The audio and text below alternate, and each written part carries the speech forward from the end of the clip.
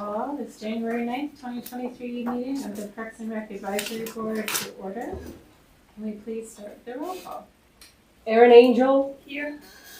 Scott Conlon. Here. Thomas Davis. Here. Paige Lewis. Here. Sam Libby. Here. Nicholas Novello. Here. Dan Olson. Here. And Council Liaison Tim Waters. Here. Awesome.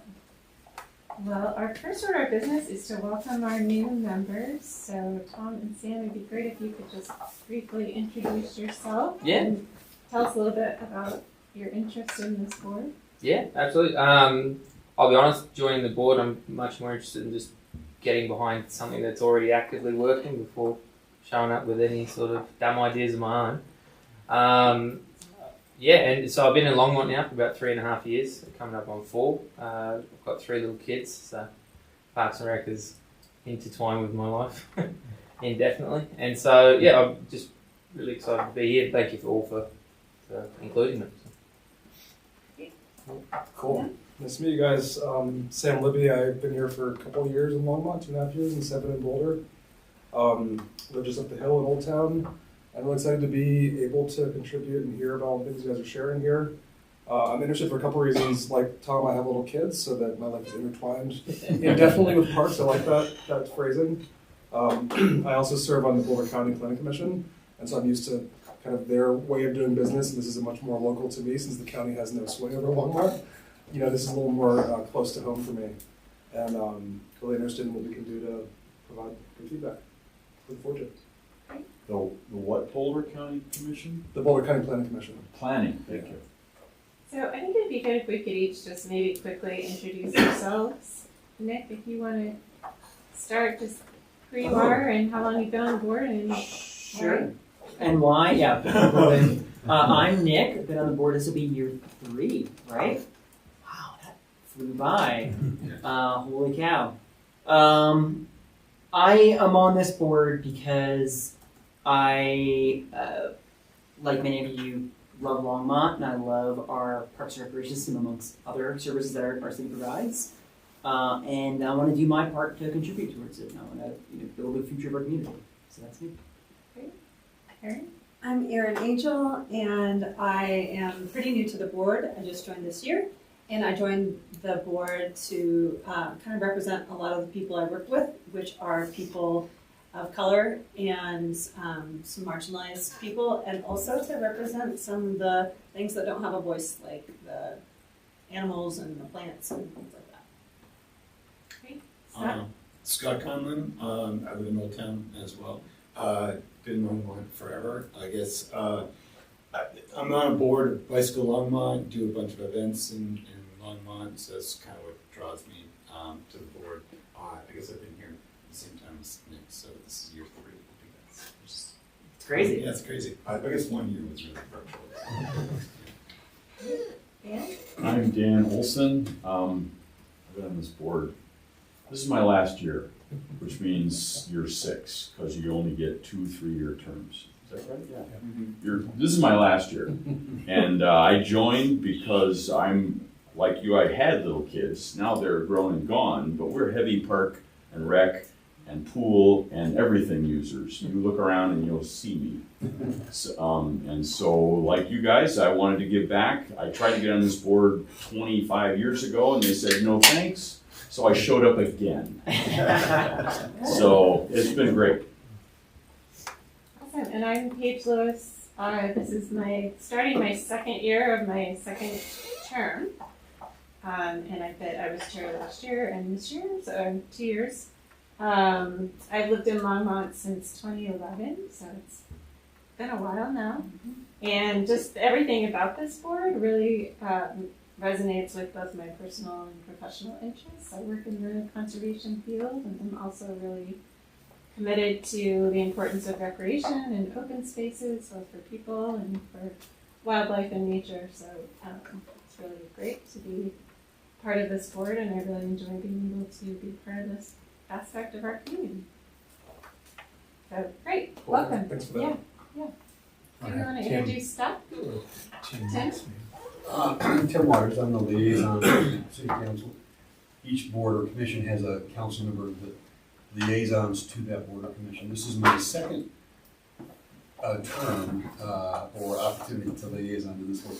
This is maybe the best board to serve on as a liaison. Right? So this is a cherry job. Everybody lobbies for it, and I got it. So. Awesome. What's the worst one? You're being recorded. Ask me later. Yeah. Okay, I just kind of want to know so I don't Actually, lie. the worst one is actually what meets on Tuesday nights. But no, everybody else said that.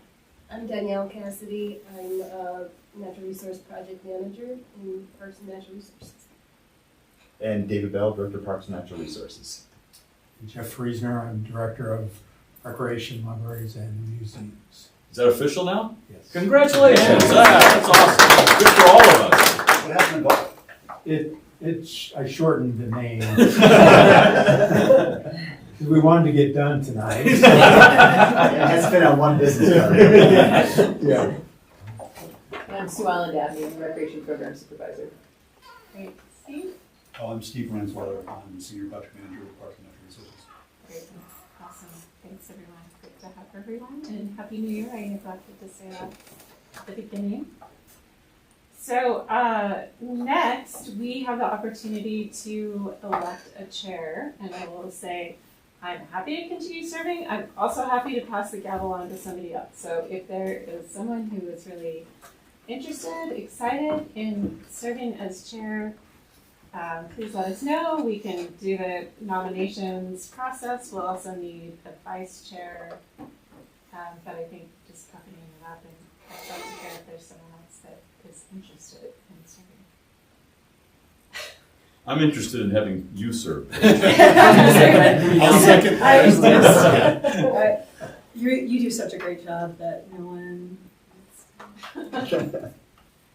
Where were you going to say? I was going to nominate you because you're just been so consistent, a great leader. Yeah, I appreciate that. So if you have that I nomination, second the I'll be a nomination second. of Paige Lewis as our. Is that something we have to do? I second the nomination of Paige Lewis as our chair. All those in favor? Any opposed? Thank you. I appreciate the vote of confidence. I do enjoy this, and I'm happy to continue serving. So we do also need a vice chair. Nick is our current vice chair. I don't know if you're interested in continuing, or if there's anyone else who is interested in serving as vice chair. I would love to continue, but also just curious if there's others. Good by me. Yeah. Anyone? I'll second Up for that. a nomination His of self-nomination. Do I self-nominate? We had a nomination. I'll nominate Nick Thank to you. serve as vice chair. And a second? I'll second that. Awesome. All those in favor? Aye. Any opposed? All right, great, thank you. Thanks for your vote of confidence in Nick and I to continue in our roles. So we will move on to approval of the agenda. Do you have a change? Yeah, I'd like to. It can involve football. No, it is not. But it is about priorities, because the meeting may have the potential to go long tonight. So I'd like to propose that we do old business A, then new business A and B, to make sure we cover those three items this evening. Write that down, but you'll remember. Yep. Okay. Any other proposed changes to the agenda? Don't we need to do new business C, D, E, and F early on? Not as much as these bigger items, because Okay. we can, we should fly through those. I agree, but I thought we used to do those like right off the bat. Nope, usually Okay. they're under new business. Okay, fine. Great. Any other proposed changes to the agenda? If not, can I get a motion to approve the agenda as amended? I'll make a motion to old business A and then new business A and B first. Great. Can I get a second? I'll second that. All right, all in favor? Great. Okay, now we will move to approval of the previous month's minutes, which I don't know if you guys got a chance to read through. Yes. Does anyone have any edits or changes to the minutes from last meeting? I was impressed that you got all that in there, so what nice that I figured out who got which points and which names, that was impressive. And I couldn't tell you that you got anything wrong, so. Okay, if there are no changes, can I get a motion to approve the minutes? Sure, I'll move that we approve the minutes as written from last month. Can I have a second? Second. All in favor? Great, minutes are approved. Now we'll move to public invited to be heard. I don't have the list, so if you would. Seems to be just me. Okay. Hi, my name is Ben McKinney. I live here in town. I was lurking in the back 2 months ago, just observing and listening. I'm here because I have an interest in possibly being on the board at some point in the future. I think I just have sort of 2 questions. At the November meeting, there was talk about, I think, 2 new people and then possibly doing, or there's still an open seat. I was just curious if you had a vision for the seats, just so I can mentally think through what the commission or the board is doing. If you're able to share any of that, Yeah, great. no, that both seats were filled, so there won't be an open seat until the next cycle. Okay, so they are all full? Yeah. Okay, and that means So until next. January. next January? Yeah, Okay. the Well, process will December, occur right. in the late part of the year with appointment is starting in January. Got it, okay. The notice comes out when, Jeff? I would- October-ish? Yeah, early Mid-May, October, early- maybe even late September. Got it, okay, thank you. And then, what is this commission's role with regard to the city manager, the potential tax, or mill levy increase, for 2023? How, does this commission have an active role or a passive role? That's to be determined Okay. yet. I think we're waiting for direction from the city manager and leadership, and to be determined what the board's role will be after that, Got which I'm hoping it comes soon. it, got it. It's an area of interest. Yes. Great, thank you. Anything else? Nope. Okay, thanks for joining us. So now we will move to old business A. Yep. And I'll just a quick reminder, and especially for folks that are new, if you could please, if you have a question or want to make a comment, just raise your hand. Just it helps me to kind of manage, and make sure everyone has a chance to talk. So.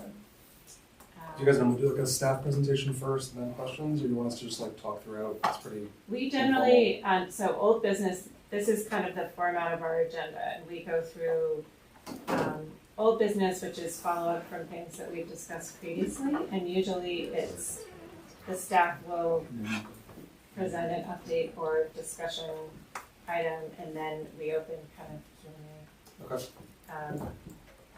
Jonathan Sounds and good. stuff like that, yeah. And then we go to new business, which is things that are new that we haven't discussed before. Again, And then- usually a staff presentation. Again, usually a staff presentation. And then number 8, items from the packet updates is where it's just kind of an open, if you have questions about written briefings Yep. in the packet. And then items from staff are things that were not included in the packet that staff want to share. And then items from the board is just open questions. Thanks. Sorry, I should have gone through that. So Okay. rewind. Okay, item 8, Boco Open Space and Trails Grant. Is that you, Danielle? Yeah. Or Dave? It's Dan, I was gonna say, Danielle, I just wanna give her a little credit for helping out. So ever since Dan Wolfer retired, well, a couple of things, since Dan retired and Kathy has moved on, Steve and staff have been doing a lot of extra work, and Danielle's been really helping out with the open space portion that Dan Wolfer would have been working on in the past. So Danielle's gonna do this piece here as far as our work with Boulder County and how we partner with them on properties. And the mapping of both, though, I think is a good opportunity to come later in the meeting, but on the 29th of December, this parcel right here is Adam Dairy. we finally closed on that. So you start seeing, as Danielle talks about this, how this is all gonna start fitting together in our conversation. So with that, I'll turn it over to Danielle and talk about what we'll be working with Boulder County on coming up. Yeah, okay, so what we're talking about is annual acquisition planning, open space acquisition planning for the city of Longmont. And every year around February, with the exception of last year, because pandemic related, so we haven't submitted anything to Boulder County since 2020, we've had a gap, but typically every year, if we have anything that we would like to partner with them on, they put out an application and all the municipalities around Longmont, Louisville, Superior, Erie, put in an application and say, these are the items that we're thinking about and these are the ones that, you know, we're asking for partnership on. And so we did that, in 2020, what we did in 2020, we asked for Adam Dairy, and we got a significant financial contribution from Boulder County to make that happen, and they're gonna hold a CE over the parcel. And that was $2 million in Boulder County. And so we ask for open space requests for partnerships, and we ask for trail requests for partnership with Boulder County. So we asked for the parcel east, so that's Adam. We asked for the parcel east of Clover Basin Reservoir. So that is Down there. It's in this area. It's in this area. And that, It's Dorfman. is that purple, I don't know what the color is, but to the west there, that is open space acquisition. So the stuff you're seeing in that purple is open space. This won't let me make it. That's McLaughlin. And then the green is Boulder County land. So we had asked for that. And in 2020, Boulder County said they'd be willing to partner if an opportunity becomes feasible and funding is available. We asked for Highland Ditch water rights. So that has to do with, let me zoom back out, the Olander property, which is on the corner of 66 and 5 here. So we have Double Six Ranch and Hartland here, and so this would be the Olander property, and so this is for sale from a private developer, but he sold off the water rights to Boulder County, so they hold the Highland Ditch water rights now. So this is a dryland property that is got potential for water rights, but those are owned by Boulder County, and this is for sale by a private developer. So that was on our priority list the last time we submitted. Dry Creek Greenway to Loggerman, what should I have done that? That's down in here again, right? Yes. Yep. And that's, It's like going through here. yeah, as Steve maybe is probably frustrated with that around, but Steve's working on some projects over in this area, in the Dry Creek area, so it's developed. Dry Creek Trail will come up in here, basically will dead end over at 75th. We thought it'd be a great opportunity to have some sort of underpass, a way to get over onto the AHI property, Blue Sky property, this county open space.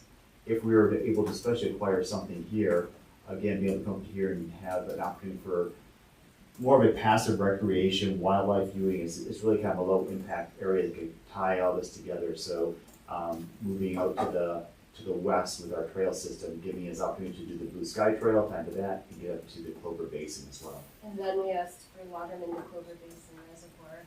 Yeah, which would be, again, so if you came through here, you could do this, or you just come in and do the loop here. And so in all of these, Boulder County's answer was similar. Yes, we partner if funding is available and it's feasible at the time.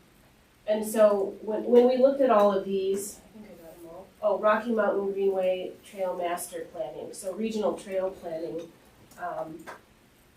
we are asking Boulder County to pick up and lead an effort that got set down after the flood. It was something that Boulder County had started leading, regional trail, so it would be the piece coming from Lyons to Rocky Mountain, no, from Longmont to Lyons. And then the next piece would go Lyons to Rocky Mountain National Park.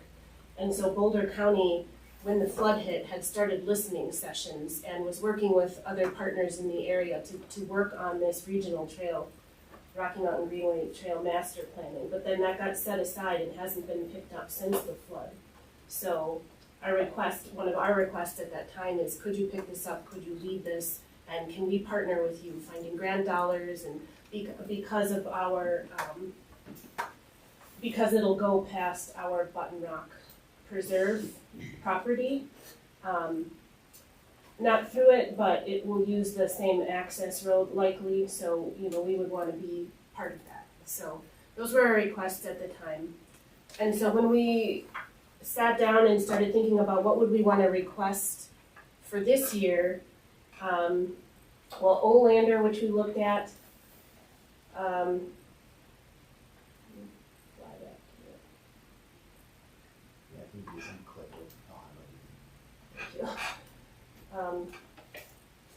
we considered Olander, and as I explained, it has no water rights because Boulder County owns them, so the ask to them would be to give us the water rights as opposed to contributing financially. And then we were thinking that we would maybe do a three-way partnership with Water Resources, because this could be an expensive property and it could be helpful to them, but because of Union Reservoir expansion in the future, because then they could secure more land. But when we reached out to them, they said, it's outside the footprint, and because of their non-interest in it and our interest in it being sort of low in terms of open space because the water rights have been severed, we're kind of thinking that we don't want to ask Boulder County to partner on this at this time. Like, this doesn't rank as a high priority right now. And going through all the rest of these do seem like longer term on the 5-year planning scale priorities, but in terms of what we want to partner with them on this year, considering that we just finished Adams, considering that they just gave us a $2 million contribution, the way we're thinking about it now is kind of, instead of asking for anything this year, just telling them that we have things on the longer term horizon and that our program needs to refocus on management planning, which is something that we in Natural Resources have been wanting to do for quite some years, but really haven't had the staff. So the open spaces that we have, get management plans going for them and get that planning and programming in place. And then next year or the year beyond, when something big and important comes along, then we can ask Boulder County at that time, and we won't, kind of exhaust our favors by asking for something every year. But also we wanted this to be a discussion, so I flew all over the place, so why don't we go around and go back to some of these things and have a conversation ask questions about anything that I presented. Great, thanks, Danielle. Are there questions? Dan? So do I understand that we're gonna ask for nothing or ask for the same things that we asked for before?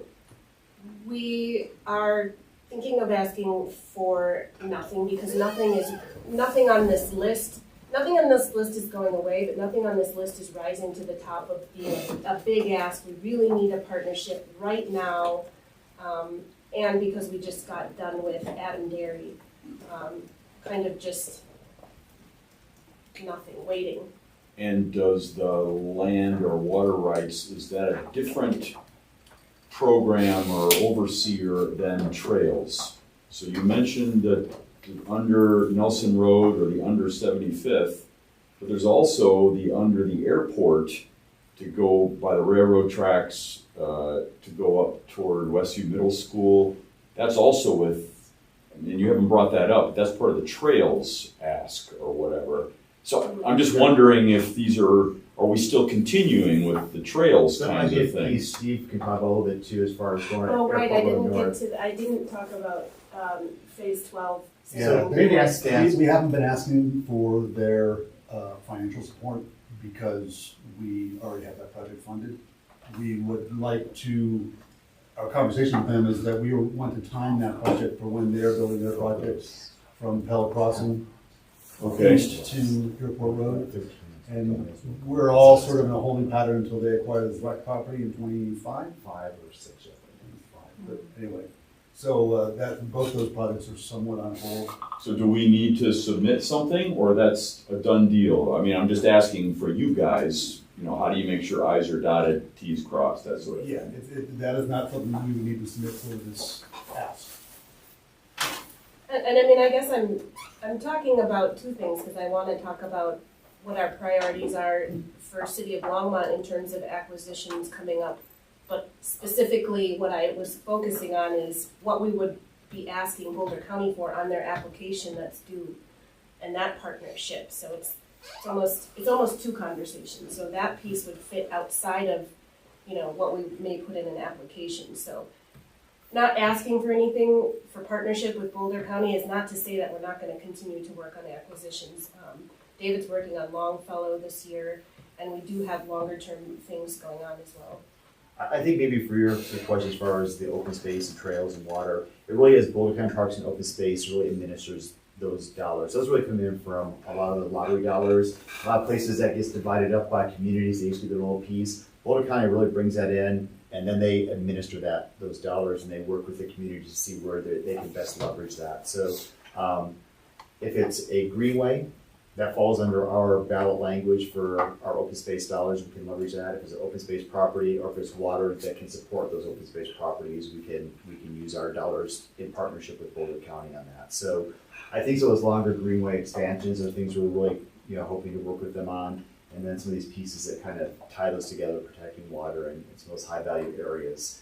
And again, I think at one point it was, I don't remember, Waters kind of asked, you know, how we kind of decide what these pieces look like. If you go back to that bond language, and it really talks about the idea of, you know, shaping the urban buffer, creating those buffers and boundaries, preserving agricultural lands, preserving wildlife, preserving those special places. You really start seeing how our waterways start getting really well protected.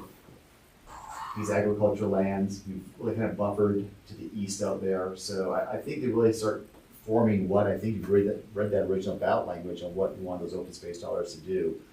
We really are achieving a lot of that. And as far as the not asked this year, those placeholders are still there. So I still think we have the same answers from Boulder County. Right. If we get a willing seller and that everything lines up, I think we have their answer on those properties, and those are still really our top priorities at this point.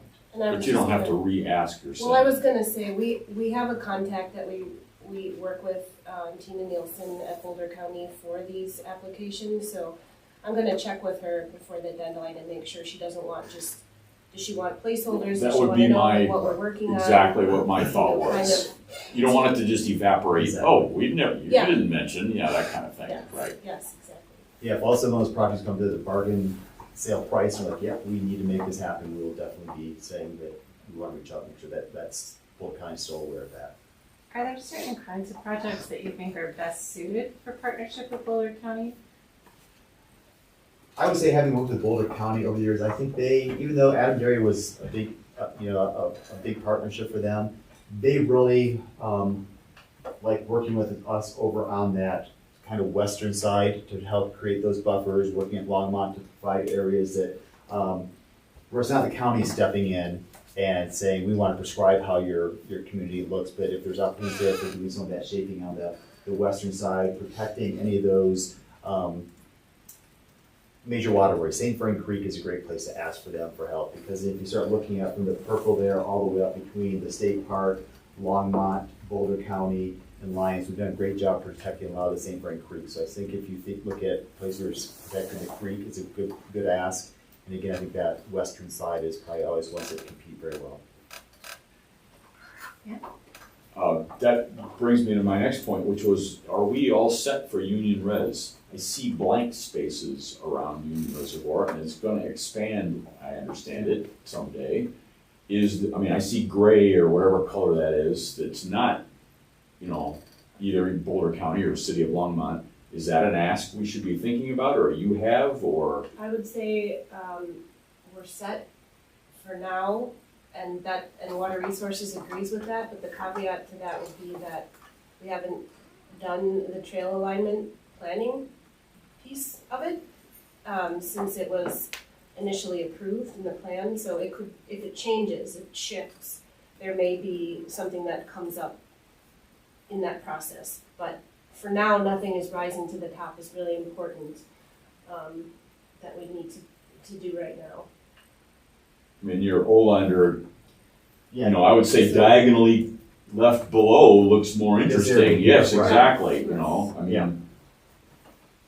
That's an area, and again, I think working, these are probably up in this kind of shaded area here, these open space properties and natural areas, I'm not sure what that. That's the reservoir company. That's a reservoir company. Between that and these blue pieces here, there is some in this area, probably a little bit up on the north.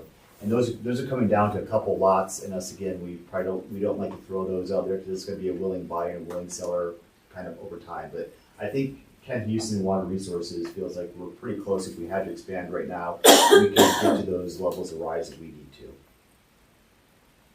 Great. Any other questions? Maybe if I could throw one up, you asked what Boulder County really is looking at. As you start looking at this map on kind of what the open space program has been able to accomplish over the years, are there things that this group would say should be our priorities? That's what I'll also like to do, is say, where are those pieces? Because some don't talk about those regional trails.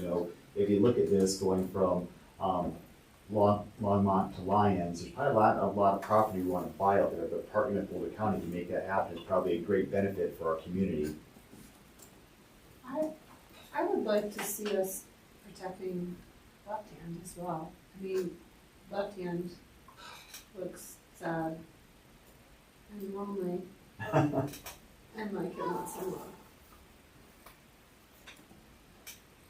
So yeah, left hand gets a little harder, Steve. You've worked on left hand for a while. It's lived really a lot more hemmed in with current development and stuff. So I think it's one of the things the city has done great. All those tools in the toolbox, we talked about our parks, our open space, and our greenways, and that dedication piece, and trying to preserve as much of that riparian habitat, or at least create those corridors, has been something the city's been done a great job on. And I think in this last council, trying to get even greater setbacks on some of those has been a big piece. But there's not a whole lot of large properties to buy along left hand at this point. Is that, if you pull just a little bit this way, because, Southmore Park's been in there since the 60s, so there's not much you can do. You can't tear down my house. Yeah.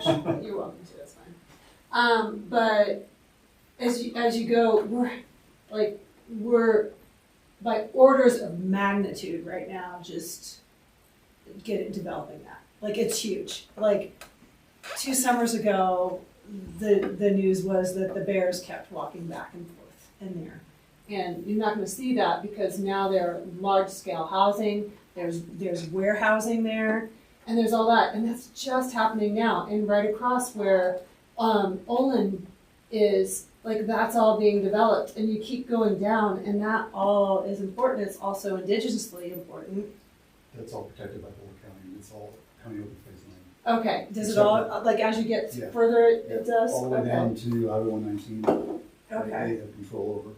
A lot of that is Boulder County. Another piece of this is that, going back to that ballot language and some of the work we do in the city, one of the pieces is that the open space program doesn't, if you look at those kind of shaping of the community around those other peripheries, we really try not to get into buying properties within the community where our master plans and envision Longmont is that these are areas that we're designed, that if we're gonna have growth in our community, we want growth to happen in those areas where there are utilities, where there's opportunities to do that. We don't want to expand beyond that. So we typically don't step into buying lots and pieces within the developer community.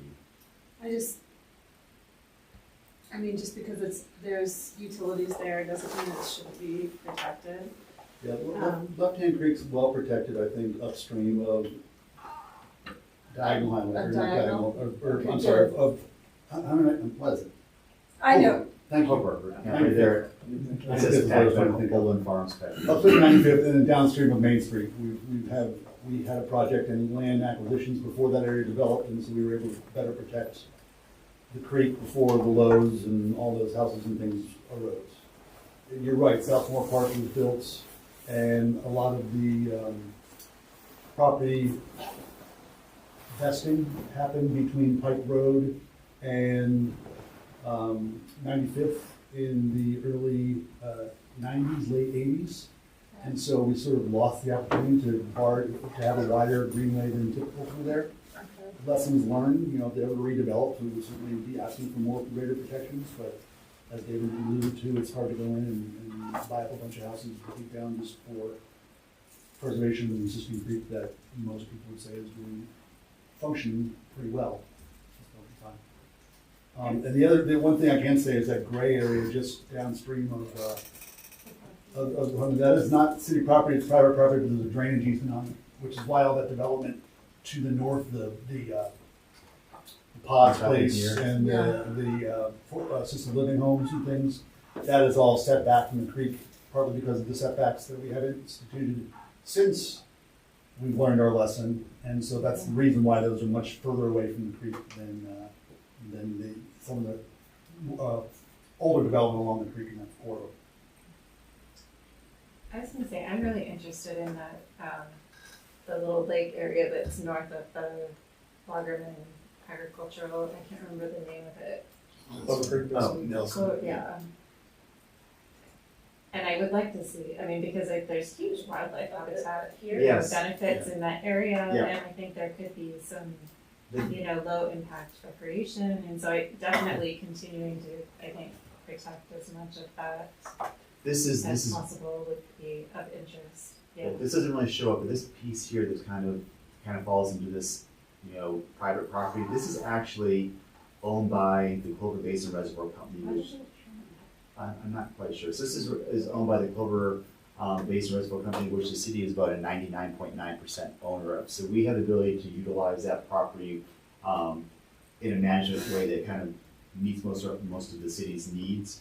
The police would be looking at a place up in this area that they'd be able to really tie into that. It's a private lot, again, the area you talked about, it's not in our Longmont planning area, but it really is buying a pretty decent sized lot. They would really preserve that area. If you do want people to come into it, they won't be parking right up at that. And I think as staff has talked about it, and we bring back these groups, it would be an opportunity for maybe some picnicking and wildlife viewing and some maybe portional hiking around it. But that western end has some great wildlife habitat and stuff. And I think one of the things that we always have to work with different members of the public on, why would you buy open space, not just open it all up, it's closed open space. But there's opportunities to, I think, find some nice balances where people can get in there, they can utilize it, and also have places for the wildlife. It's not always, doesn't always have to be active agriculture, doesn't always have to be an active trail. I would just clarify that just because it's outside the Longmont planning area doesn't make it free range, because Boulder County planning has some level of expectations too, as far as which lands we acquire, which lands we don't. So just want to make sure you understood that we don't want to just go into Boulder County and poach wherever we can. Yeah, they're pretty supportive of that one, though. They've already said that. No, I understand that, but just there is a process within the county that does what the city does as far as what land should be developed, what land shouldn't. So, I don't know if we're ready to close out this discussion, but the way this goes, and this is an annual thing when we talk about partnering with Boulder County and what would we want to put in our application, whatever we say, whether it's we're not asking for anything or we're just summarizing where we're at, it's an approval by you. So just want to make sure that everybody has gotten everything and no more questions about this. Have you ever not asked for anything before? We've always asked for something. I don't really know, but I'm sure that it makes it's taking over for a long-time staff person that retired, so we're having a bit of a changing of the guard. Yes, thank you. I don't think it's that out of the ordinary to do what we're doing, to just step back and take a year or two and say, our program is maturing and working on managing the lands that we have and looking for the big opportunities to partner at the same time. makes a lot of sense. It's actually happening to lots of the programs in the area, so, yeah. I don't know the answer, but I don't think it's a weird thing. And this hasn't been super long, it hasn't been more than 10, 12 years that they've been doing this. The longest one ago that I could find in Dan's files was 2015. Yeah. It might be longer than that. Yeah, I know we talked about it doing before it, then, 'cause- but or unofficially. This process with the application may not date back further than that, but. I think the logic you brought up before about we lack management plans for a lot of the open space properties where we might be asking the county for funds in order to do recreational trails and things there. Well, it makes sense for us to figure out what we want to put there, what's the most appropriate for those lands before we ask the county for money to go pursue things. So that sounds like, maybe that's what we put together. Maybe we want them to participate with our master or our management plan process. I was gonna ask that, So we have our heads together about like what's out there in terms of funding, grant opportunity. Is there a chance- Do you apply for a GoCo planning grant? So A GoCo planning grant to support that? We could, we have, but we lack the people to do that at this point in time. So it'd be great if the county did that for us. We can support them. I I think mean, that's what they're for. Yeah, I mean, I think it's, yeah. We should. Well, again, I appreciate that this was probably a little longer conversation, went, touched on a lot of different pieces here, but I think it's a good piece for this group to understand. Because this is a piece that internally with staff, I think externally in the community, there's that piece of why are we buying more when we can't take care of what we have. There's also the piece of if we lose an opportunity, we never get it back. So there's always kind of that tension between how you are looking at your open space programs. That's what I was gonna ask. Are we going to lose out on anything? Are we gonna lose out on $500,000 or whatever? Are we gonna lose anything by skipping a year? I don't think so. No, we're not, but we're, and in that time, we're not gonna lose sight of any of these. We're gonna keep an eye on prices, we're gonna keep looking, we're gonna keep, negotiations, talking to neighbors, things like that. So we're always doing that. We're always trying to maintain relationships and things like that. The other piece out there is that when we do see those pieces, Boulder County's been creative with us in the past too, where right now, closing the Adam Dairy, our piggy bank, I was shaking it at the very end to get to closing, make sure we could do that. So we may not even have the funds to do this if we partner. Boulder County has worked in the past, allow us to pay them back over time even too, so. I'm really supportive of the idea that you and Dan were kind of talking about communicating where we're at with Boulder County and letting them know that these areas are still of interest to us and where we are. And I mean, just something that's a placeholder that keeps those priorities fresh Great. in their minds.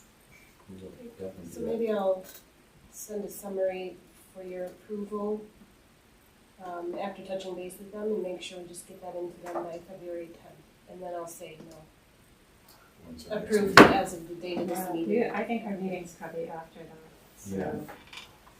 I guess I just do something this evening and see if you're supporting us. I guess maybe if we just want to get sort of large, if we Our next support. meeting's the 13th. So, I think, does anyone have? I think you shared Dan's, which is probably a great piece for us to carry forward. Yeah. I mean, so I think just to reiterate, I think the concept we were talking about is for you, Danielle, just communicate in a memo or something, summarize where you feel like we are with the program, why you would, not be asking for something this year. I think it's important, the message about having management plans for the places that we're prioritizing, but then reiterating that we're still, paying attention to these priorities that we've discussed with them previously. Yeah. And, we'll want to follow up if those priorities emerge. Is that? Yeah, expect a proposal in a year or two, I mean, that way kind you of at least thing. have a placeholder that Right. keeps our. so they know it's not that we couldn't think of anything, it was more that we're making a smart choice to use staff resources wisely. Yeah. Yes. Great. Thank you, Danielle. Okay, thanks. Okay, so we want to move to new business A and B. And I mentioned this to Jeff, but I may need to leave it at 8. So Nick, you may get to. You never know, you Not just for never football. know. Sorry, Paige. So Swellen Dabney is here to talk about the proposed new fees for Union Reservoir. After we get your direction, it's our goal to go to City Council on January 24th to get their approval based on, again, whatever you share with us tonight. Do we, as a board, then need to have a vote at the end that, yes, we like it, no, we don't? Is the city council gonna expect something direct from us? Some Okay. kind of direction. Just, I wanted everybody to be thinking that way as we hear this. Alright, the fees for Union Reservoir, they haven't been changed since 2018. So, some time has passed since the last time we had a rate increase. And since then, the use and demand at Union Reservoir has increased quite a bit. It reaches capacity during the summer months on many weekends for parking. And it's a one in, one out situation. As we look at our information, most people enjoy Union by coming in via the daily fees. So this is a low price for environmentally sustainable modes of entry. People are walking in. We've got a trail system that's nearby now and actually goes right past it. We've got bicycle traffic and we've got a lot of people who carpool in. Our rate changes for our admission fees. It's the same for residents or non-residents. There's just a single pricing for people coming in. And we are proposing that there actually is no change for bicycle or walk-in, that it stays at $2 a person. The daily vehicle, so a car coming in, we'd like to propose that stays at $10 with no change on that. The changes that we are asking to make is to make that weekend vehicle and holidays between Memorial Day and Labor Day, to have that go from $12 to $15. We're hoping to shift some traffic perhaps into the weekday use and hopefully make that recoup some more fees during the weekends when we're asking people to wait before they enter in our facility.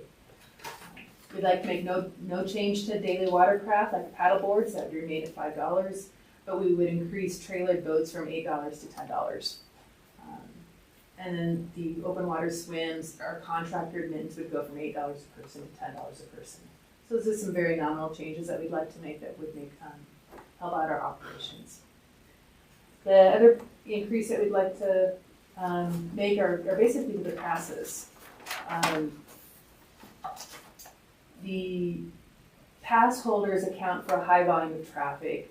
Many of our pass holders visit over 50 times a year. These are folks that come every day to fish, every day to use the dog park. And so we would like to have them take a little bit more of contributing towards the Union Reservoir by doing pass pricing that's based on 7 to 10 visits. You know, if you come more than 7 to 10 times, you know, you benefit by a pass. If you're not going to come that many, just do the daily attendance. These changes are they're a little bit more, there's a bigger change. And these are split by resident or non-resident. So if you live in city limits, you have different pricing than folks that are coming from Random County or something like that. We'd like to change the first car vehicle fees from $65 for a resident to become $100 per resident. And for the second car in a household, it would go from $45 to $70. It'd be a 30% discount if you have 2 vehicles in your household. Non-resident fees would go from $150 to $185. The second car would be a 30% discount on that. We would be making a change to the senior disabled pass rate. First car would go from $35 a resident to $65. With that second car going from $25 a resident to a proposed $45 in 2023. The non-resident fees would go, they also increase. As far as the passes for the water sports, watercraft, like the paddle boards, would go from $20 a season to $35 for residents. Trailer boats would go from $50 to $70 for residents. Non-resident pricing would be slightly higher. And then the last change we'd like to make, we'd like to move into a more organized boat storage where people pay for the price of the slot that they have. Prior to now, we've had one standard size, one price fits all, and we've had a resident rate of $3.75 for residents and $8.12 for non-residents. We'd like to get rid of the resident or non-resident pricing in the future. Every boat storage person has to buy a car pass and a trailer boat pass, which would capture that resident, non-resident difference. And then boat storage would be based on the size. So a standard size would go from $3.75 a year to $720 a year. And that would be for everybody if you wanted a 12-foot standard size. We'd have a premium site that'd be for 16-foot for larger boats, which would be $900 a year. And then the micro site would be for folks that have a very small craft that doesn't have a trailer, just a common area. That would be a more affordable $300. Questions, Nick? Two questions. So one is, have we done any calculations about how this would impact our 2023 revenue overall? Like, what would be the number? How much would we increase? And then the second question would be, with that extra money, what would we do with it? Would it all go to maintenance funds? How would we actually, what are the opportunities we have with the extra revenue? We haven't come up with a direct number, but it would anticipate it to go up. And the revenues that we would receive. The revenues go back to the general fund. General fund. But we do have the opportunity, and now that Recreation has 2 years of working with David and his staff and in doing the gate and that sort of thing, we have been over $250,000 ahead of revenue each year. So when we go to the 24 budget process, it will be our proposal to help reinvest back into the reservoir, whether that's in amenities or being able to hire more staff. Right. And that extra revenue could help pay for those improvements or new staff. With that history, that historically is how we've done things in Recreation, that once we have generated enough revenue over what was budgeted, we've been allowed to try to re-establish or to reinvest back into Recreation, and are going to propose the same type of thing at Union right now. And I'd just like to kind of read it. That's one of the reasons when Parks and Natural Resources and Rangers ran that front gate and stuff, it was kind of, using their skill set where it's best, and then using a group like this that really understands how to drive revenue, how to use those dollars to recoup stuff, to really reinvest in that. Because ours was just really going right into the general fund, and we never really saw that. I think with Jeff's background and experience and his staff, being able to generate more dollars, our expectation would be to see some of that go back into the reservoir. But again, it'll be a conversation we have to have with our finance group and council too. How are we gonna make this pill something that people are gonna swallow? It's a pretty hefty raise on things. And so if we're saying, oh, it just goes into the general fund, like, I would wanna know when I go in, like, oh, we need more lifeguards. And so general fund doesn't tell me, like, that doesn't satisfy my thing. I don't want my general fund that I'm paying extra to go to the police department or the youth center or the whatever, if I'm a Union Reservoir, like, hypothetical, maybe I do, maybe I don't. But I want it to go directly to making sure that we have lifeguards or whatever. This is, it's a pretty big chunk. And so it kind of seems like if we're just raising it and we don't have specifics and it's not going directly to it, we're just raising it. And that doesn't. Well, remember, there are two things we're trying to do. Right. Number one is try to drive more people from being there on the weekend to during the weekdays. Okay. The number of cars and people that are setting out on County Road 26 is just a nightmare for everybody. People will sit there in the car as long as an hour or more, and to the point where we've had to call police and have have them intervene when people are cutting line and coming from the other direction. So we have to do something to help with that part. The other piece is not only are things going back into the general fund, but the cost of doing business, as everybody's aware of. 2 years ago, we were paying $12 an hour for staff. That's all over $16 an hour now. So before we can worry about putting any money in the general fund, we have to pay the cost of doing business right now. The budget process does not allow us to say we're raising it to do X, because the only people that can make that approval is the city council.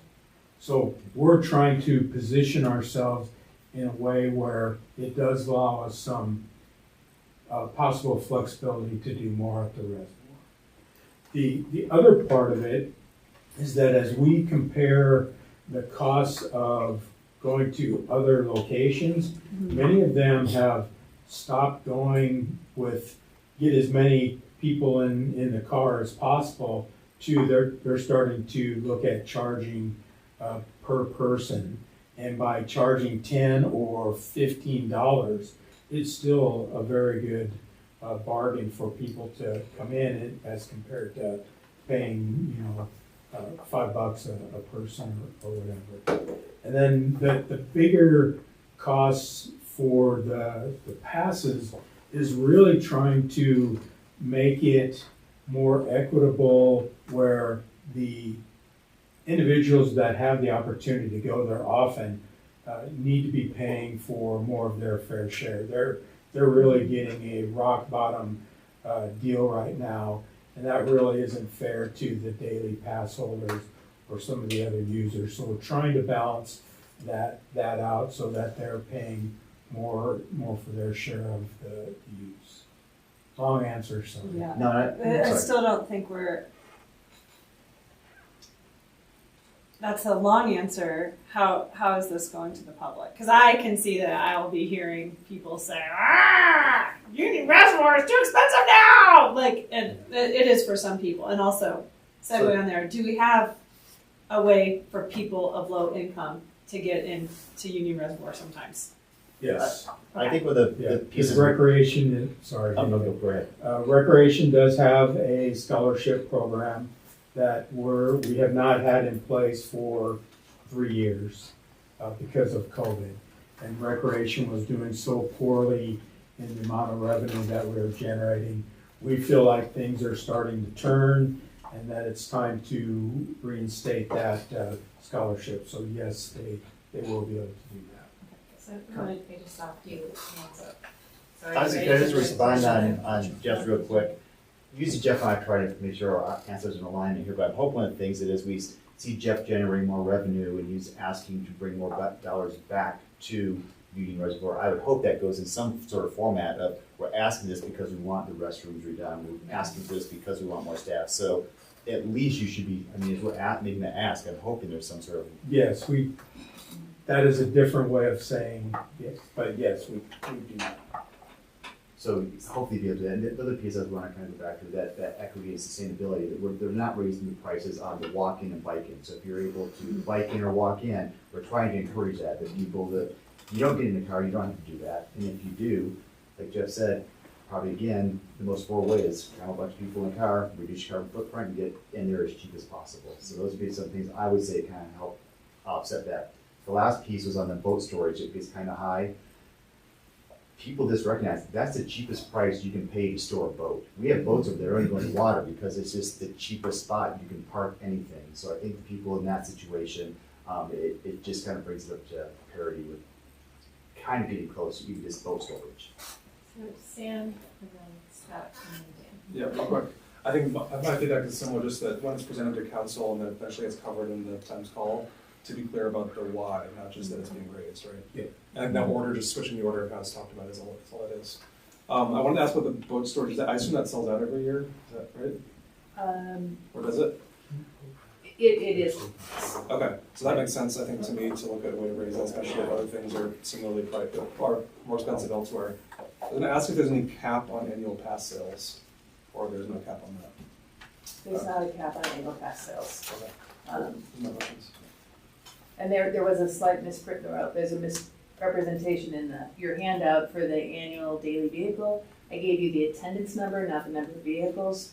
So in 2021, we had 27,000 cars, not 110,000 cars. And 2022, we had I would believe it, I've been there on the weekends. we had 29,000 cars or so in 2022. So Jeff, why don't we pull up a quick locate, so there's Union Reservoir, kind of like 26 Union right here, and then this is the boat storage. Is that when you look at Jeff, the boat storage? Yeah. That's it. So as you can see, it's kind of spread out and all over the place. We are working with David's staff to, number one, identify the boats that have been there forever, they no longer get paid for, and how can we dispose of those abandoned boats. And then trying to be more efficient on, if David has a boat, this is his spot, have it outlined so that his boat has a spot, but then we can maximize the number of other spaces that we can kind of make available. Right now, it's kind of a hodgepodge of we'll put your boat wherever we can find a space for it, and we feel like we can do a better job with that. Scott? With increased pricing, I think my first concern is creating more pressure on Macintosh. Is that people already turn around when they hear $10 on a Union Reds, which is ridiculous after they lived it an hour. But that's how it goes. I don't know if we, if there's signage out beforehand or whatever, or if there's some other, just the road's too narrow to do pass holders versus not or whatever. But so at least the kind of communications plan of saying, hey, residents, get on your bike. This is an awesome way to get to the Union Reds, and you're not sitting in line. But it's a nightmare of cars every single weekend, and the people turning around and then running to Macintosh is kind of a crazy other piece. It's more of a comment. But the other one is I really don't like not having non-resident rates. I think standard, we should have non-resident rates. They don't pay for it. We should have a preferential treatment of residents across the entire thing, because especially that $10 entry, why don't we charge people who are out of town more? Boulder Res does it, everybody else does it. So I think it's only equitable if they're doing it to our residents, we're doing it to them. So I think it's a 2x difference in pricing, helps make it go down a little bit easier. Along those lines, I noticed that if you have a small boat, your non-resident storage fee goes down in your new. And so that's like, whoa, wait a minute.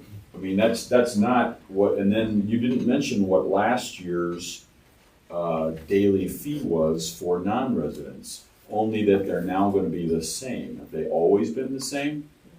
I agree with Scott that, I mean, based on the usage at McIntosh and people coming from Boulder, and you also mentioned that we compared to Larimer County. What about Boulder Res? They're a per person entry. That might be mentioned in when you present to city council. I mean, I don't know what the numbers are, but otherwise that would be my question on city council. That's the closest reservoir and the one that's the most similar. Carter Lake or Horsetooth are huge, and we don't really compete in the same sense of park all around in a big reservoir that you can ski on and all that kind of thing. We don't compete with that. We're more of a Boulder Res type competition thing, if you want to look at it that way. Especially with only one access point to use it. You can't walk around very far. Right. You can only hold so many people. So it needs to be prioritized to maximize usage for that. Anyway, to finish my point, I agree. Oh, the parking. So I did notice that, like, if you're a non-resident, your small boat parking fee goes down from whatever, I forget what. To 720. Yeah, which sounds a little like, oh, that's cool if you're a non-resident, I mean, and I don't know if we're encouraging that. You said it's been sold out, but there's no reason to. How do we compare to the sailing club across the reservoir on the east side? For pricing? Yes, for storage. I don't know what their Well, we pricing should is. find that out, because are we driving people toward them or away from them, by these new fees? We should have, and maybe we should be thinking about, what do we want? Do we want to be the same? They provide a launching service, maybe they should be able to charge a little more. So the larger boats can't go over there, though, just sailboats. Correct, I understand that, but you have a lot of sailboats in storage that have been there forever, that I'm just thinking we should know what that is, in order to have a comparison. The microsite is actually born of a parent who contacted us. I think he was gifted with a 2-person paddleboard, or pedal craft or whatever. You had paddle boat in here. It's either paddle board or pedal boat. Pedal boat, and he needed a place for it to be. And I said, well, you can do a boat storage. He goes, okay. So I'm like, okay. So the microsite is for those type of situations. For Canoe. something very small that you can't keep at an apartment, you can't keep at your site because of an HOA, but there might be an opportunity here for this. So it's not intended to be for non-residents, I guess is what. Well, then jack it up for non-residents. It would be my thought, is if this is supposed to be local folks with little boats, then charge more for a non-resident. It helps the pill be swallowed better, to Aaron's point. That I think it looks a little nicer for Longmont folks, if that's who we're aiming for.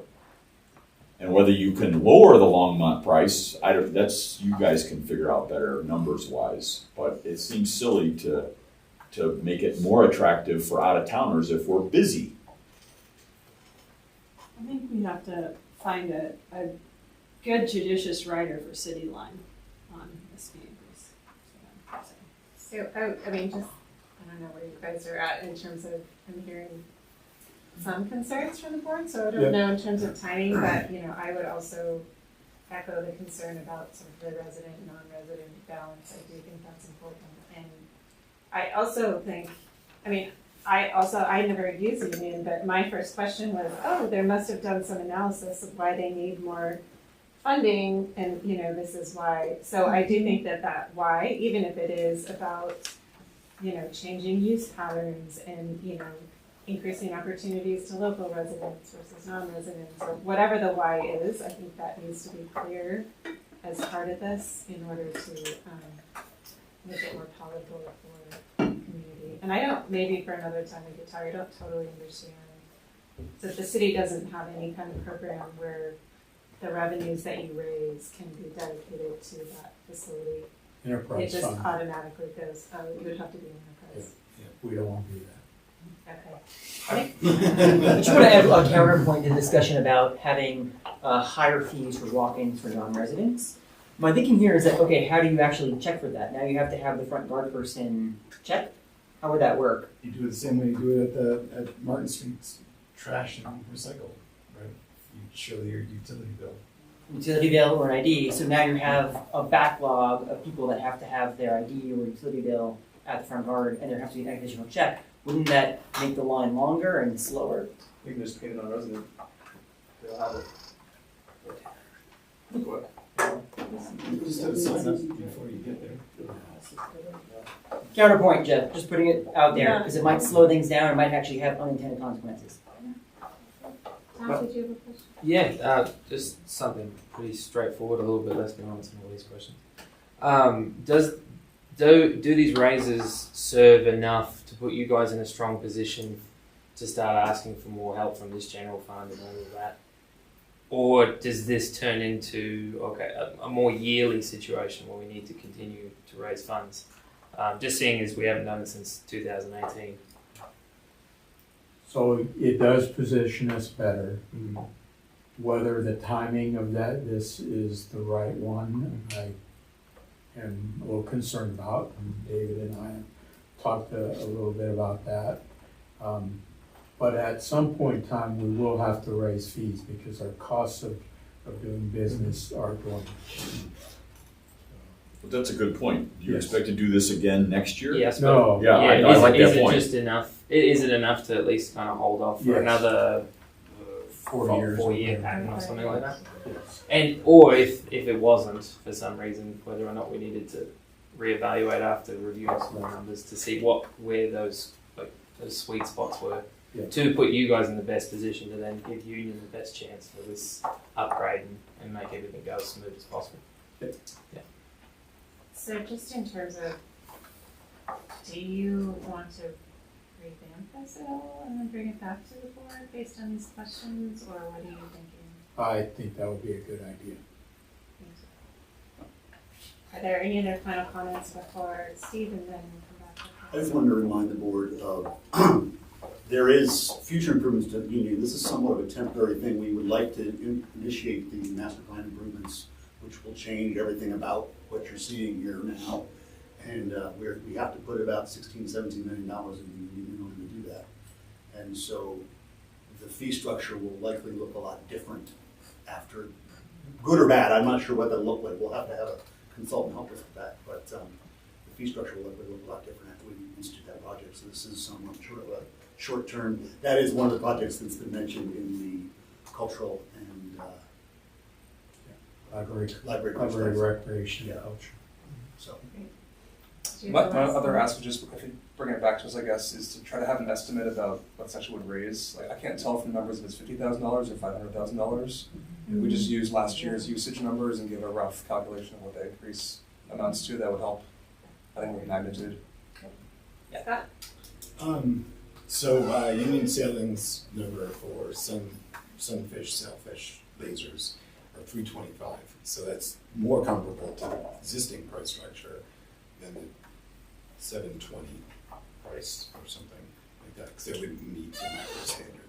So that's a big difference. So a lot of those smaller boats, you do just wheel out there. Until the dock was built, a lot of those bigger boats, there's like 3 or 4 McGregor 26s out there, couldn't actually launch because it was just dry and you ran out of launch space. So those guys couldn't get into the water. So that's part of why some of those boats sit there, is that without a viable dock or the water being high enough, they couldn't actually get into the water. And so You're talking on our side? Yeah. So late summer, it still happened even this year, that you just run out of ramp space to get those boats in. Thanks for the discussion. Yeah, good feedback. Oh, one last little detail. Location, does that factor into prime versus standard? It's a long, skinny, is it a 200-yard drag of your boat or a 20-yard drag? I mean, I think they're all driving. You see how many people want to be down here? Yeah. This is kind of. I'm just curious if that's something to think about, or put the big spots in one end or the little spots in one end. I mean, usage, or I don't know how you do that, but just looking at that, it's like I want to be over there. I would pay to be over there, kind of thing. Okay. Okay. Longfellow potential open space acquisition. Yep, I will take this one. This was a little bit out of sequence. Danielle talked about the fact that, we typically come to this group to say, hey, we have a property we've talked about in the past, you've heard about it. Now we'd like to take it forward to council to see if they're going to support that. This is a property that came up, and I do have, I think I pulled this up. It's very unique. We had closed down the Collins property down by Sandstone Ranch and Collins and Peschel. I'll bring that up in a minute here, but the reason I'm hold off is the fact that there's a half-acre parcel that was identified actually by oil and gas company that wanted to lease that, and they went to the owner of that. The owner of that property is Union Reservoir Company. So Union Reservoir Company was approached to lease minerals on this little strip here. This is Sandstone Ranch. This is the Collins open space. This is the Sherwood open space. This is the Shell open space. So you see this is a significant open space compilation of properties, and there's a half-acre in here that was actually owned by the Union Reservoir Company. So council gave us direction to go ahead and make an offer on that to purchase it from the Union Reservoir Company. Union Reservoir Company had no need for it anymore at one point back in the 1800s when they purchased this property. Spring Gulch comes down through here, and there was a potential to do a diversion down there. Along with, there was some flooding in some agricultural fields, and they were trying to divert water off a farmer's field back in the late 1800s. So Union Reservoir Company has had this, they haven't paid taxes on it, it's just kind of sat there. So when they found out, or we found out that it was sitting there, we went ahead and made an offer to the Union Reservoir Company, and they did accept that. So it's a little bit out of sequence. I'm kind of just updating this group. That is an offer that we made, and Union Reservoir Company has accepted that, and we're going to go forward with using open space dollars to acquire that piece of property. Is that essentially an in-building in an open space? Yes.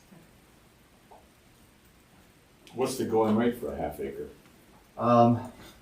Exactly. We ended up paying, we paid, I think, we paid 35 for the Collins properties. We basically did that plus a little bit of inflator. So we did the half the 35, so we took it like to 18, I think is what we're finally offering on that half acre down there. I was just curious if they cut it the city, since the city is Union Reservoir Company, right? So this is a piece that I will share with this group and council too. It is a piece that's, we own the majority of it, but that staff that sits there has a fiduciary responsibility to the company. And all the members on that board could go back to staff and say, why would you vote in favor of something that's not of the best interest of the company? So we're sitting there, we actually have a legal obligation to vote in the best interest of the digital reservoir company while it's still a private company, because that's exactly what it is. So that other farmer trying to get water down the ditch, if we're not getting dollars brought in to help him improve the ditch or improve the reservoir, or improve the head gates, there could be a question of why city staff would not operate in the best interest of the digital. So we're always trying to buy the things. Okay, This is a fair deal, and we think we can, with a straight face as city staff, make an offer to the reservoir company that on the other side of the table say, yes, that's a fair offer that we think is comparable. And if you again look at Collins, that was 35. It's been a few years since we did that, up to buy $3,000. I think that we all felt comfortable on both sides of, sure, when we turned our hat, we felt we were doing the best interest of the other groups. Side of that from the city people like us would be, it was good the way it was. So I think a piece of this is the fact that it was, but I think as residents of the community, I think we've made it pretty clear to our council and council members that we do not want oil and gas operations involved in our city properties. Oh, I see. So the Union Reservoir could have had. They could have I leased see. those Gotcha. to the oil and gas companies. This is not allowed us to put it back into council to tell staff. Now council can direct their staff on how to manage that offer. Yeah. Okay, thank you. I didn't see that last. As a reservoir member, we're really having to operate in our fiduciary capacity. Council really doesn't have the ability to direct that board how to do things, but as it's owned as open space, they have absolute ability to tell staff how they'd like to see that. Great. So do we own the minerals underneath it? Yes. So Sweet. we are. Nice. Yep. Any questions or Airspace above it? it's that those are those weird things. We're still having conversations about drones, planes. Yeah, used to be heaven to hell kind of thing, and those all get changed a little bit. But yes. Yeah. I was gonna ask, is this a fee ownership parcel? Is this like a easement of some kind? This will be a fee ownership when we do it. So we'll be purchasing the minerals. There's no water associated with this, and we'll be purchasing service. And it is currently subdivided from the larger Collins open space. Yeah, we're gonna have to go back to Weld County. It doesn't even show up if you go in. Exactly. We have to go back and work with Weld County. Yep. We didn't do a whole lot of title work on this. We were anxious to, because another piece to throw out there, a sense of urgency. If the reservoir company has staff on that drug our feet and said, we'd like to kind of wait to see what happens, they could force pool that. So we would not have had a say in that once it was forced pooled. So the big thing was to get this done, get it under city control, allow us some time to look at how we do that, work with Weld County to do that. But we didn't do title work because we're surrounded by ourselves. So if we had another property owner around us and they maybe could have claimed that those lines were off, we probably would have done a bit more work up front. But right now, we probably will have to go in and work with Weld County, do some title work to figure out where that sits and how we get that. But again, as you can see, it's surrounded by Sandstone Ranch, Collins property, Sherwood, so we're really surrounded by ourselves. Do you need action from the board? Maybe, again, since we're already down that path, it might just be nice for the record to see if there's support for this continued acquisition of the property. Council, again, this board's going to ask what the role really is. This is an advisory group, so council can still, do what they intended to do on that, but it might be nice for this board to say if they would support the expenditure of open space dollars to purchase this half acre to. I support the expenditure of not that very much money to purchase that and protect it. Do you want to make a motion? I move that you do what you did and that we say, good. I don't know how that goes, but I move that we approve what the purchase of that parcel. Recommend that council approves that. We recommend that council, I move that we recommend that council approve the parcel in the Longfellow deed area. Do you have a second? I'll second that. All in favor? Great. Let's see any opposition. Thanks, Jane. Thank you. So can we go do Dan's CD and E now? He's excited. Or you go back to B. Well, I kind of want to hear B. It'll be real fast, I have no update. Do you know when you will have an update? We are supposed to have our next meeting within the next 2 weeks, so at the February meeting, I should be able to report back. That would be good. Okay, so the remaining items are all sort of business about when we meet, where we meet. Do you want to propose a package that we can just approve of doing things the same way we've been doing them? That you can say just like that. That makes it very easy. Say this in one line. Keep it the same. So, yeah. I understand if no one else wants to do this, but Monday nights are not great for me. So I would love to move it, but it's worth it because I love you guys. But I would move it to Tuesday nights if I had my brothers. There's probably some sort of. Oh, that's right. I forgot. Yeah, we would miss Tim, and we would just. No, me. Those guys have an obligation on Tuesday. I can drop in and drop out. I gotta show up. No, but not. I mean, but we only meet one Tuesday, and you don't meet all those Tuesdays. Every Tuesday. Every Tuesday? Oh my God. Yeah, unless it's Christmas or something. Yeah. Okay, let's don't do Tuesdays. 1, 2, 3. Yeah. But I'm just saying. I think it would be hard to change the date. It's been the same day for a long time. I know, I understand, but 20 since it years was ago, as far as I actually, know. since we wasted ink on it, I thought I would waste my breath on it. Yeah, I believe it. Fair enough. That seems fair. Right.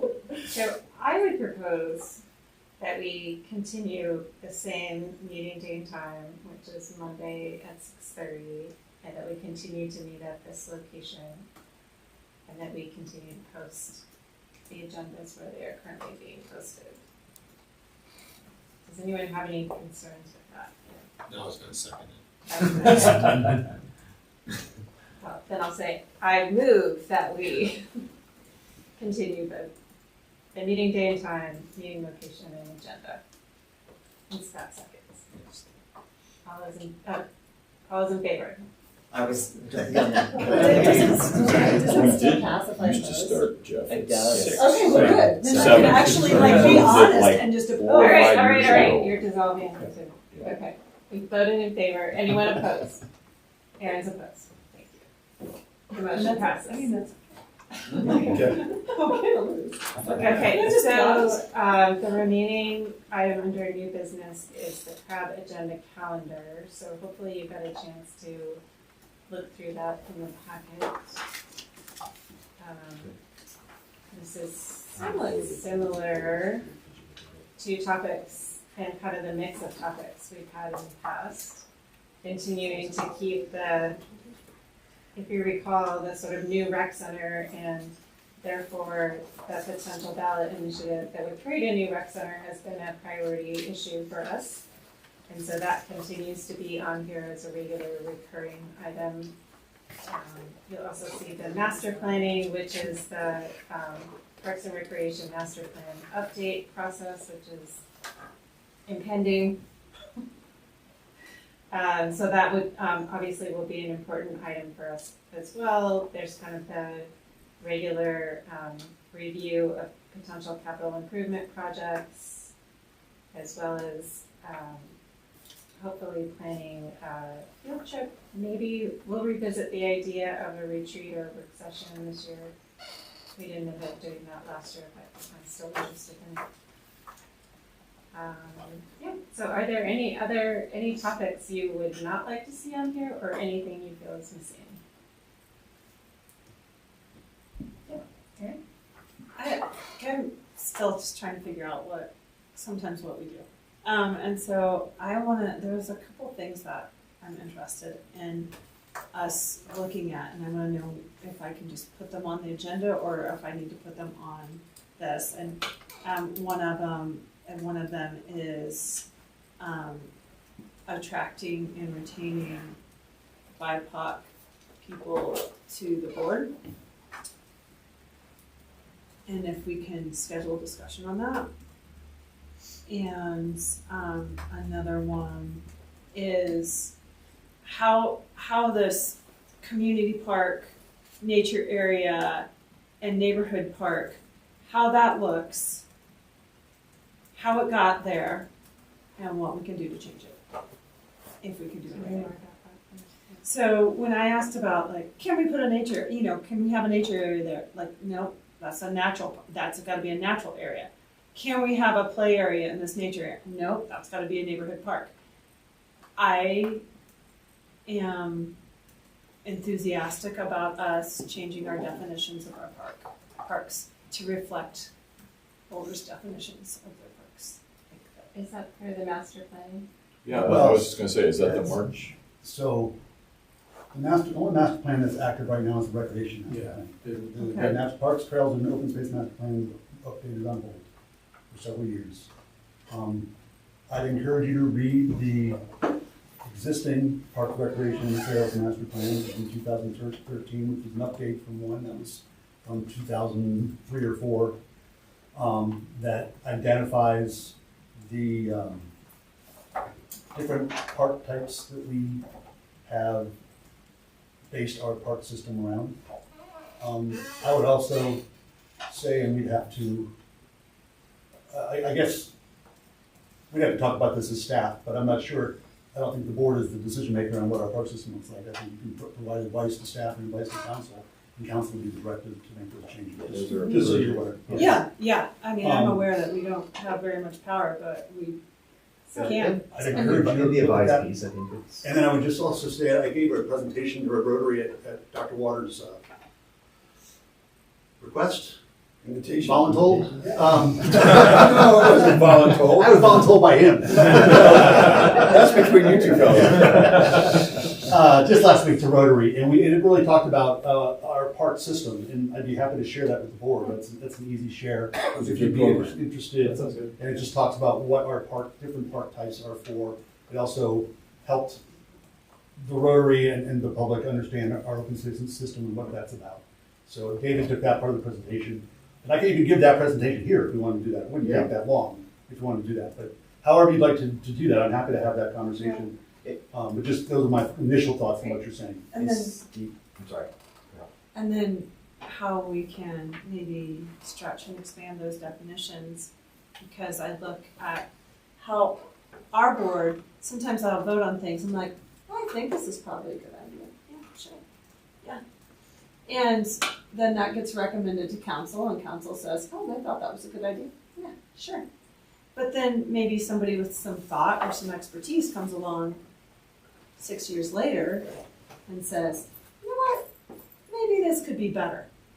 I'd like to figure out how I can help this be better. Because I'm the person with expertise who's coming along 6 years later that thinks that we can do better than what we're doing, even though we're doing great, but we can do better.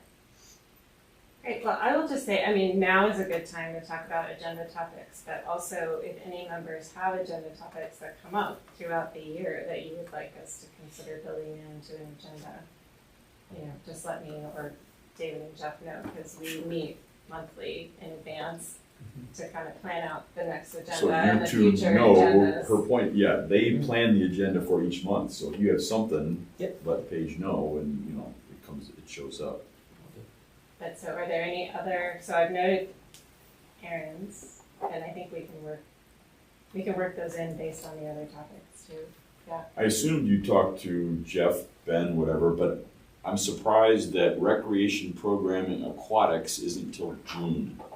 Isn't that a summer kind of thing? I would have thought we'd talk about that earlier, We but. had that on the agenda this year and we never talked about it. We removed it, yeah. Oh, okay. It's more of an information, Ah. it's not really looking for any direction. But Okay. a lot of the conversations you all have are more on the park side, and I'm trying to put a little bit more recreation into what you all cover. Okay, so I understand that, but if you were looking for guidance, that's way late in the deal. Yeah, You know, no. Summertime's prime time Yeah, for that aquatics. is not what we're on. Okay, I do think that we should talk about how to integrate more sort of the specifics of recreation programming, so we really can, as we go. it didn't even occur to me until I saw that bullet. Yeah, item. It's no, like, it was oh, we on don't the- talk about It was on that. the list last time and we didn't. And it, I think it would complement well with depending on how things go with the tax initiative. but- So that means we all should be listening to folks who would like to make requests, and that would be a way to filter them in. Another thing I'd like to see us maybe have some time to concentrate on is how to get and solicit feedback from diverse audiences. And send maybe a session on, a brainstorming session on this with us on how we can get that, because the suggestion box gets full of the same people. Do you have anyone in the city that is about engagement with diverse communities? Yeah. Or is that Carmen, or is that someone else? Well, Carmen is a part of that, but with the new structure of the comms teams the communication teams can help us with that as well. Which, that ties into your other suggestion of how to get a more diverse group of people on the board. Just kind of can tie together the conversation. And Oh, sorry. can we get little business cards, like contact me, like, because I know if I'm functioning as, I'm a part of the city, I don't know. But what I want to say is when I hear someone talk about this, or they're using the trails that I use, and I want to give them something that says, here, this is where you go. You have a suggestion, you have an idea, you have input, you're valuable, you're using this. I want to have an invitation to invite them in with direct so that they can do it. You can throw it away, but you can also use it. I can give you David's. I was gonna say, my business card is sitting right up front. The city website does have, you can direct them there, it's not perfect for everybody, but it does have a way to provide feedback which filters its way down to staff.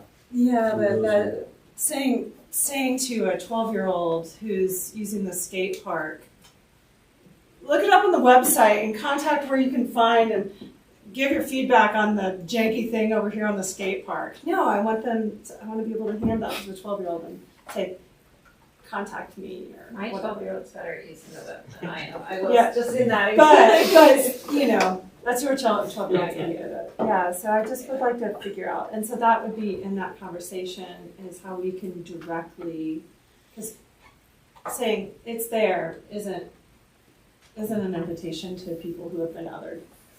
And maybe we could create business cards that direct people, give links, and that way they're walking away with something that, I can't remember what Aaron said, but, oh yeah, I have the card that That's said. what I'm looking for. I've actually thought about wearing a t-shirt while I'm running, saying that I'm part of the Parks Board, giving me 1-800 feedback. call Jeff. Yeah, and just wearing it, 1-800 call Jeff, but just wearing it like twice a month. He does the comedy show. Or Monday through Thursday. Nick, I wanted to clarify, so for March, there is the potential board retreat. That is different than the field trip, right?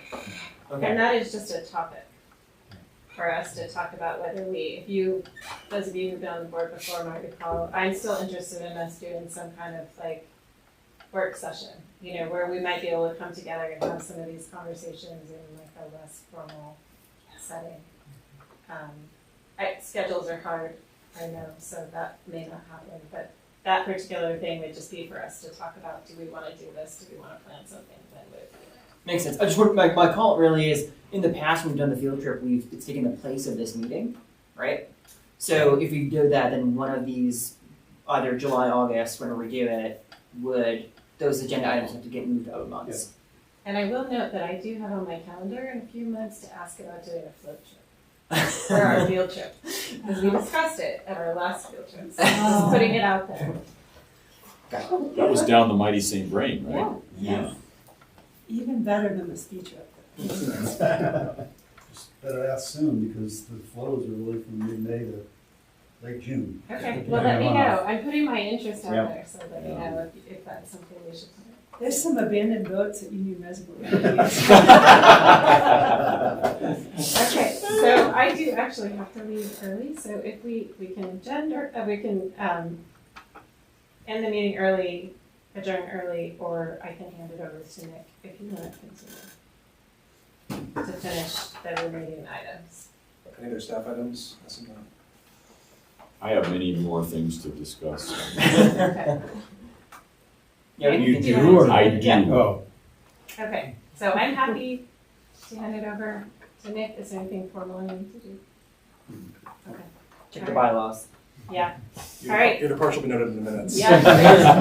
And on the camera. All right. Thanks, everyone. Thank you very Thank you. Drive safe. All right. So the next agenda item is Do really you want to just. come up here? Yeah, I can do that. Pass it. I'm going to open up anyway. It's really just discussing items from the packet updates, right? Is the next agenda item. Yeah. So it's going to be opening the floor to the group.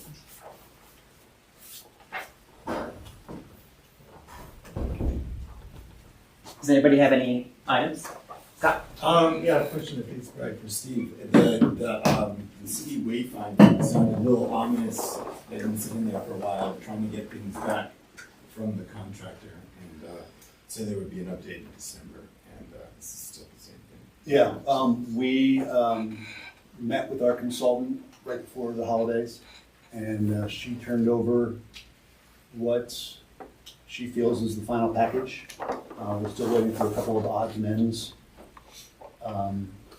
from her, cost estimates, things like that, although I did get the cost estimates, but they're not for what I want. What we're going to have to do with this is take what she has completed and either hire someone else or work in-house to turn that into a true signed package that we can utilize.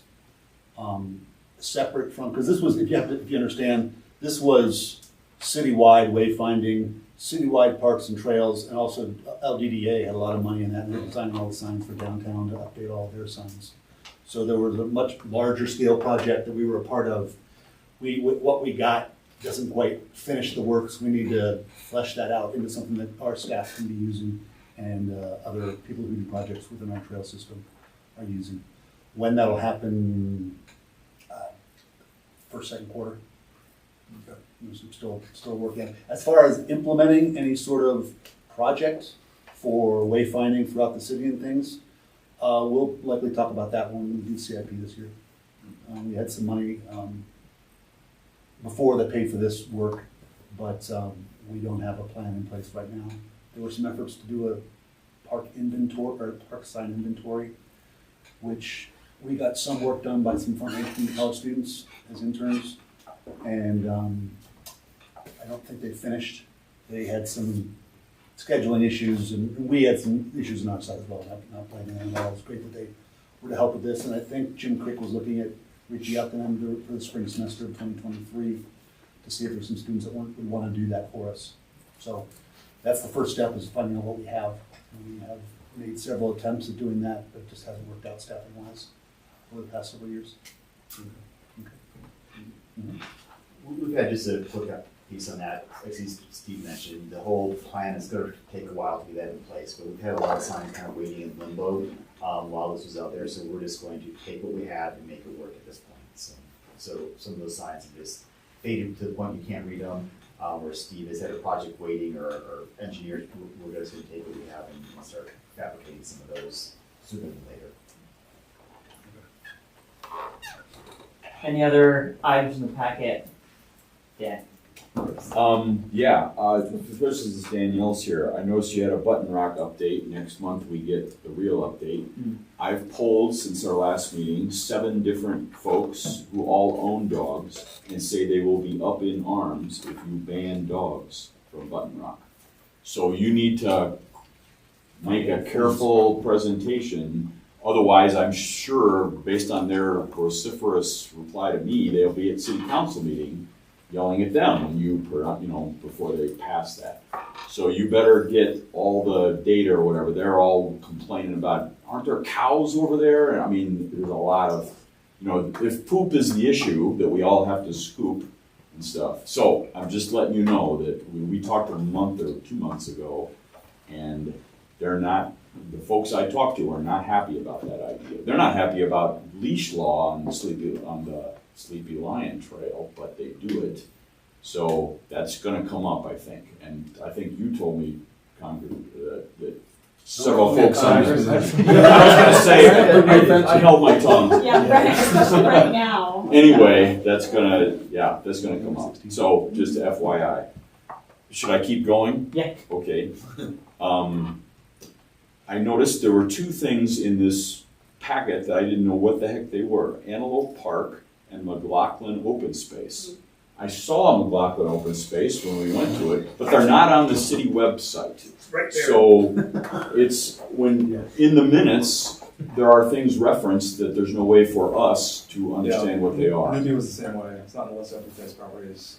I mean, we have a nice webpage, so these are things that need to be updated, I guess. So we've had a pretty huge reorganization within the city in the past 6 months, and we are still trying to figure out things like who updates the website. How does that happen? No, I actually have hired a new. This is an FYI then. And they're looking about working on improving our website, right? Which I think is better than the last one. So I don't know what needs improved, but there are some concerns with the website. Updating maps is a big thing. We revamped our entire GIS department in the past 3-4 months and hired 2 new leaders of that GIS department. And so you'll see some lulls and some improvements coming in 2023. Well, and this is just our minutes. It's not like the public knows, but this is an FYI that once this is out there, you got to have that updated just so folks can find it. So Danielle and I just had a meeting with our GIS folks on our process when we acquire a new property, how it gets put into our mapping system. The map I just brought up is an amazing system, but I don't know that is public facing, isn't it? It's designed to be public facing, but it isn't. It's not complete right now, but that's part of what we want to be doing with it. So yeah, we see that. No, we have a list of parks and open space. I mean, it's tough. I understand. It's hard to, companies can't keep their web pages updated. Steve talked about the presentation we did for Roy Club. I had to go with a hand-drawn map because I could not find a GIS map. It's over the holidays and things like that, yes. So yeah, it worked. Okay, thanks. Oh, so I don't know. Antelope Park is up at Button Rock Preserve. It's actually just it's Boulder County and us are working on a forestry project up at Antelope Park. Antelope Park is really on Boulder County Parks and open space. Oh, so is this like the Antelope Trailhead? Yeah, up in that that comes area. off of Yep. Apple Valley Road, and you exactly. go the easy way to go up walking. Yep, and that gets you up to Hall Ranch. up to Hall Ranch, bordering up to Button Rock Preserve. The humans can actually ride up as opposed to superhumans who have to go up the front side. Okay. Yes. If any of you are mountain bikers, you'll understand that reference. Okay, the next one is on Montgomery Farm. We're working on an extended lease to Montgomery Farm. That's under Ecosystem Management Open Space. Isn't that one of the possibility places for a future rec center? It is. So if we do a 5-year update, is that a problem for a rec center? Should it pass? Should we decide to put it there? So there's a couple of pieces of that. I don't think one in a 5 year it's going to. We have a lot of work to do on that piece of property. Does everyone know where that one's at? That's at 66 Highland Road. Let me just kind of fly out here. Go back to your other one. I don't think Close it? I- Is I- that not Future Park Chrome? No, Future Parks, Yeah. County Road and 5th. I don't know if my camera's gonna show. It Well, it that's is. what it is. That's right here. Ugly, yeah, funny pattern. Oh, So this was actually county open space, and the city had a property called the Tice property somewhere up in this area that was going to be a community park. The tenant that is farming this also farms up in that area. There's a lot of agriculture. Up in this area, and trying to keep agriculture up here and not have to have people go up to community park across 66. City and county decided to swap those properties. So this Mount Government property is now slated as keeping open space on the bottom portion of it. That was a requirement of the county when they swapped it. In this upper portion, I can't remember how many, it's 40 and 80 or what that split is set aside to be a community park. Even if it would go into some bond issue or something, that 5 years probably is not gonna keep him from harvesting corn in the next 5 years or pumpkins. The tenant that's up there is Dave Asbury, who owns Full Circle Farms. He's the largest organic farmer in the Front Range. Great person, he farms a lot of this area around here. He knows that's what it is, and he's willing to farm it until we get to It's that not a point. guarantee that we're gonna make a Right, park or but go to the rec center. exactly. It was like, wait a minute, He's- I've he's- heard this name. Yep, so he's willing to, if in 3 years, we have to say, you have to go, Dave recognizes that, and he Okay, will go. gotcha. So you thought about it as the bottom line. Yes. That's what I was getting All of our at. leases have language for now, for the city. Yeah, so we have lots okay. of weasel. Can I ask one quick thing about that actual parcel before you go on? Yeah. There's a road on that parcel. I was wondering if that was open for use. There's That's- a old dirt road that goes across it. It's a utility easement, and it goes out to a ditch gate out there, so it really is only accessible by city staff, utility companies, and the ditch lane. It is unsigned and open for access. It's interesting, but maybe not. Should we mention the arrows? Please make sure. 29th of November, council, or about the rec center in Dry Creek. Yeah, we heard that Dry Yeah, Creek that's- was the one he basically specified. Yeah. Right. Yeah, so, but again, this could be something that comes up. I mean, I think Steve and others probably think it's not the priority, Jeff, as far as we looked at this, but it could happen, and Dave Asbury, the tenant out there, is aware of that. Okay, great. I prefer Dry Creek also, but I just, Montgomery Farm has In the been on our conversation. minds.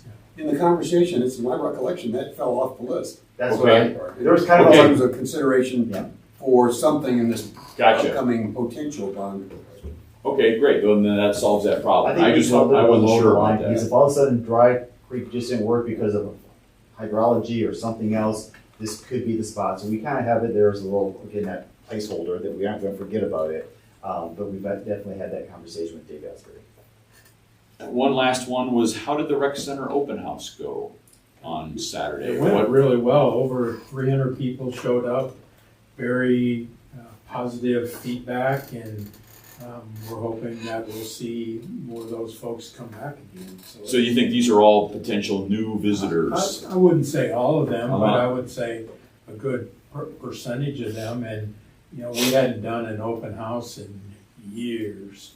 And to see the excitement and the number of people was really good. So we'll probably do it at least once a year moving forward. How about 6 months from now, when we're trying to sell this new bond issue, this would be a time to get info out.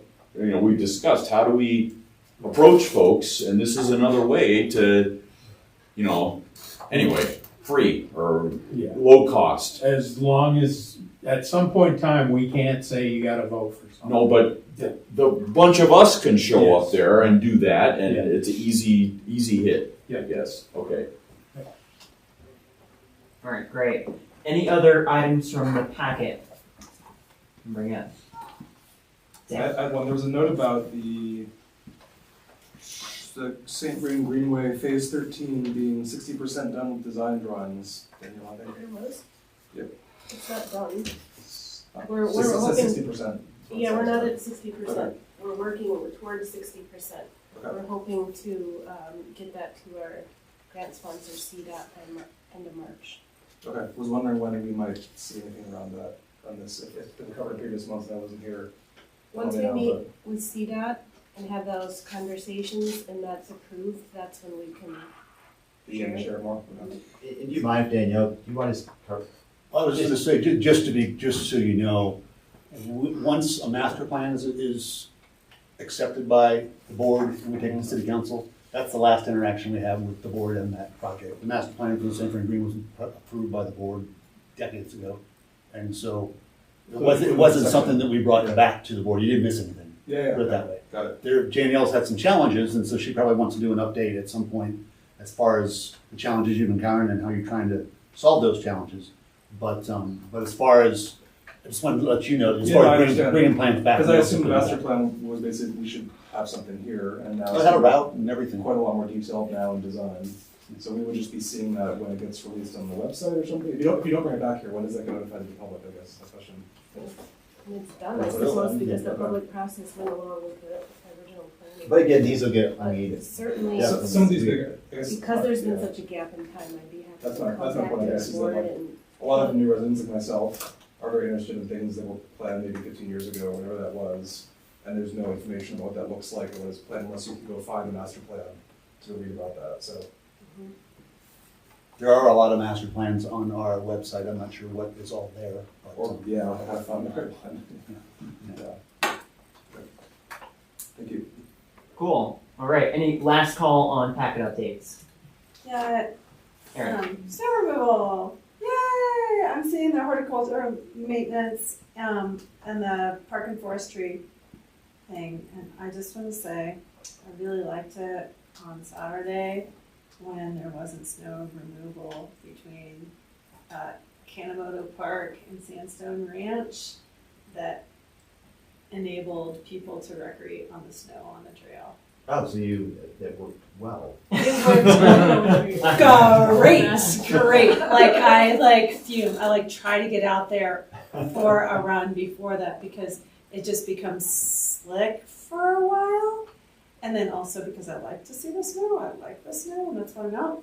And there's no dirt trails accessible from, inner city, right? So that way, that snowy trail is really kind of nice. Otherwise, I'd have to drive for snow. You should think about going on the Lobo Trail. It turns into soft surface at Hover, and it's soft surface Yeah, I all the have way to down the drive road. to get there because I would have to drive to do that part to get to Lobo Trail to start my run. And I just like running from my house, and I enjoyed the not plowed, and they could wait to plow it just a little bit later until after I get out. So, Because I know because I track everybody who's out there. There's nobody riding their bike from Sandstone Ranch into work on snowy days. I know that.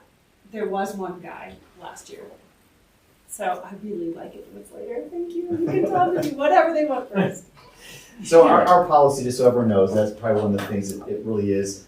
Our requirement, our school routes are the primary thing. That's what I so wanted to do. Downtown, Yeah. the downtown LBDA, make sure those shops and stores have access to the public.